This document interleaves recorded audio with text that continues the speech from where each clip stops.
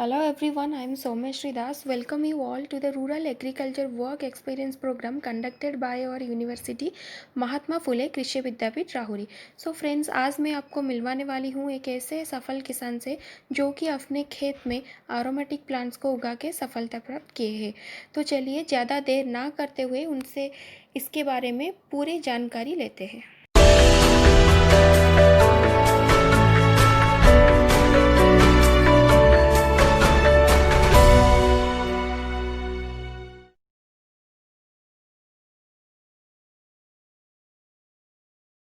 नमस्कार मनोज कुमार स्वाई घरौजी जमाकोटी जगतसिंहपुर डिस्ट्रिक्ट उड़ीसा। हम लोग जितने भी आज की डेट में सब्जियां और जो मैं फसलें देखता हूं उन सब में मैं देखता हूं कि इस फसल की उपेक्षा उसमें बीमारियां भी ज़्यादा लगती हैं, उसमें दवाइयां भी ज़्यादा पड़ती हैं, इंसेक्टिसाइड्स पेस्टिसाइड्स जो आजकल है, और इससे एक्सपेंस भी बहुत ज़्यादा आता है। तो मैंने देखा कि ये एक बहुत ही जड़ीली टाइप की फसल है।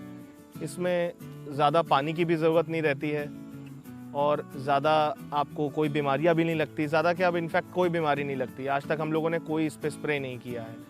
मान लीजिए कि आपने इसको जब भी आप बोते हैं फरवरी या मार्च में या फिर उधर मानसून में आप इसको बोते हैं, तो जिस समय आपने बोया है उसके 6-8 महीने के बाद से आपको इसकी कमर्शियल प्रोडक्शन मिलना शुरू होता है। तो शुरुआत के 1 साल में तो आपको इसके अंदर 3 से 4 टन आपको मिलेगा।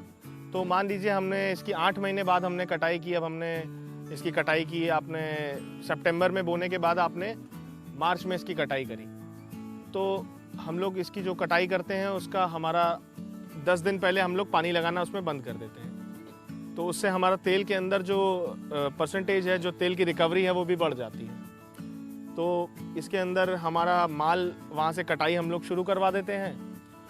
कटाई होने के बाद ये माल हमारा ट्रॉली पे या हमारा डाले पे लद के यहाँ टंकी पे आ जाता है।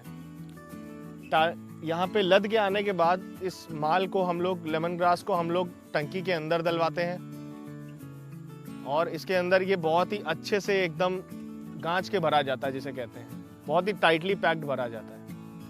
इस टंकी के अंदर हमारा 1 टन माल आ जाता है, 1 टन लेमन ग्रास आ जाती है। इसको हमने वेट भी करके देखा है और थोड़ा सा काम ताकि आसान हो, इसलिए हमने यहाँ पे एक चेन पुली सिस्टम भी लगाया हुआ है।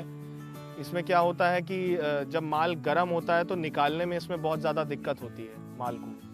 तो हम लोग क्या करते हैं कि हमने चेन पुली सिस्टम किया हुआ है। चेन पुली में एक हमारा पिंजरा होता है, तो वो हम लोग माल डालने के पहले डाल देते हैं, तो जिससे हमारे लेबर को गरम गरम माल को हाथ नहीं लगाना पड़ता। बस वो एक चेन पुली का कुंडा उसमें फंसाता है उस पिंजरे में और उस माल को बाहर निकाल लेता है। पहले नीचे वाला पिंजरा निकालता है, फिर जब आधी टंकी हमारी भर जाती है उसके बाद ऊपर वाला पिंजरा डाला जाता है और इसको बहुत ही टाइटली भरा जाता है। फिर उसके बाद भरने के बाद टंकी को बंद कर दिया जाता है और इसको बहुत ही अच्छे से इसको लॉक कर दिया जाता है। फिर इस टंकी के नीचे जो है पानी है, वो पानी जब उबलता है तो वो उस हर्बेज से पास होके निकलता है। उसकी जो भाप होती है पानी की, वो हमारी जो लेमन ग्रास है उससे पास होके निकलता है।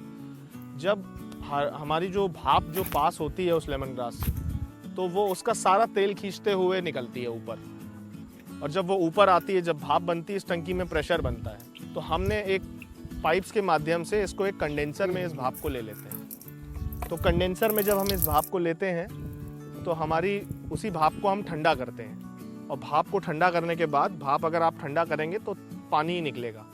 पानी और तेल उसमें अलग हो जाता है। तेल हमारा एक सेपरेटर में गिरता है, जो कि हमारा स्टेनलेस स्टील का बना है, और उसके अंदर तेल क्योंकि हल्का होता है वो ऊपर इकट्ठा हो जाता है और पानी जो है वो नीचे इकट्ठा हो जाता है। इसमें आग लगाई जाती है नीचे। इसमें आम की लकड़ियाँ और या लिप्टस की लकड़ियाँ, यूकेलिप्टस की हमको लकड़ी मिल जाती है, वो हम लोग जुगाई के लिए यूज़ करते हैं। हमारे ही बाग से हमको मिल जाती है या ख़रीदनी भी पड़ जाती है, तो ये हम लोग इसमें डालते हैं। ये प्रोसेस जो है लगभग, जब आपका 1 घंटा लगता है जुकाई करने के बाद उसकी पहली जो भाप आने में, जब एक बार भाप आने लग गई, तब उसके बाद इस टंकी को 3 से 4 घंटा, लेमन ग्रास को 3 से 4 घंटा इस यूनिट में रखना पड़ता है, जला के नीचे से भाप जाती रहे, तब जाके इसका पूरा तेल हमको मिलता है। इसमें जो हमको ध्यान रखनी पड़ती चीज़ें वो ये रखनी पड़ती हैं कि हमें टंकी बिल्कुल कस के टाइटली बंद करनी चाहिए। और किसी भी तरफ से इसकी भाप ना लीक हो ऊपर से। जैसे कई बार होता है कि आपकी टंकी में प्रेशर बन गया और जो अगर कहीं से लीकेजिंग है तो वो भाप बाहर निकल ली है, तो वो जो भाप बाहर निकल ली वो आपका पैसे का लॉस ही है एक तरीके से, क्योंकि उस भाप में बहुत ही कॉन्सेंट्रेटेड फॉर्म में तेल है। तो अगर हम एक एवरेज ऑयल का रेट माने 1500 रुपये मार्केट का रेट माने तो हो जाता है लगभग 1.5 लाख रुपये।